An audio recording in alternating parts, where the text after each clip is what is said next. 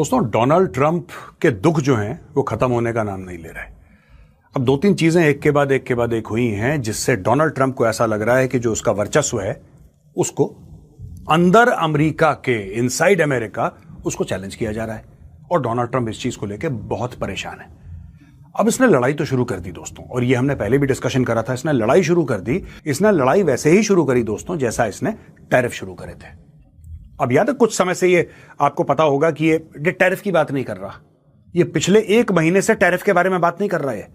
लेकिन जब से कुर्सी पे विराजमान हुआ था साल भर इसने सिर्फ टैरिफ टैरिफ टैरिफ का गाना गाया था। अब पिछले एक महीने से टैरिफ के बारे में थैंक यू हो चुका है, बोल ही नहीं रहा कुछ। अब ये ईरान ईरान ईरान पे लग गया, इसके बाद किसी और चीज पे लग जाएगा। फिलहाल के लिए टैरिफ भूल चुका है। अब मैं आपको बताता हूं हुआ क्या है दोस्तों, बड़ी इंटरेस्टिंग खबर है।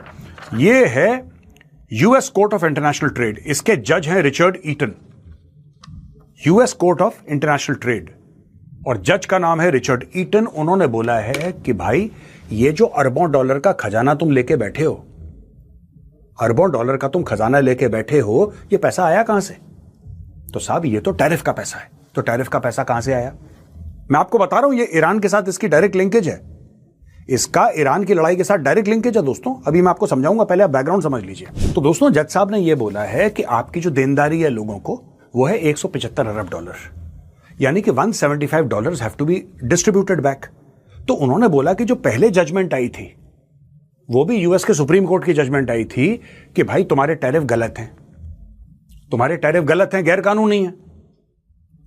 तो ट्रंप की टीम ने बोला कि लेकिन पैसे वापस करने की तो कोई बात करी नहीं जज साहब ने। तो वो उस चीज के साथ, लीगैलिटी के साथ खेल रहे थे। मैं पहले की बात कर रहा हूं। अब जज साहब ने बोल दिया कि पैसे वापस करो। अब 175 अरब डॉलर कोई बड़ा अमाउंट नहीं है यूएस के लिए दोस्तों। It's not a big deal for the US. इतना तो ये 2-3 दिन जो लड़ाई इनकी चल रही है ईरान के साथ, उसी में इससे कहीं ज्यादा खप जाएगा। So it's not a big deal for the Americans. But Trump की इतनी बड़ी बेइज्जती हो गई है क्योंकि एक तो आपने गैरकानूनी तौर पे, और यही यूएस की कांग्रेस ने बोला, यूएस की कांग्रेस में यही तो बात आई है कि भाई आपका मामला है नहीं टैरिफ का।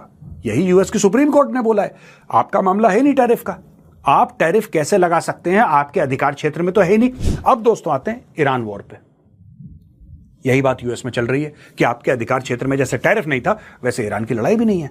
आपको किसने बोला कि एज प्रेसिडेंट आप बोल सकते हैं कि जाओ मारो उसको? ये बोला किसने आपको भाई? आप अपने अधिकार क्षेत्र के बाहर जाके ये सब काम कर रहे हैं, ये ठीक नहीं है। अब वहां पे वोटिंग हुई दोस्तों, कांग्रेस में वोटिंग हुई। अब दोस्तों जो कांग्रेस में वोटिंग हुई है, ये देखिए, the house narrowly rejected a resolution Thursday to curb president Donald Trump's powers in the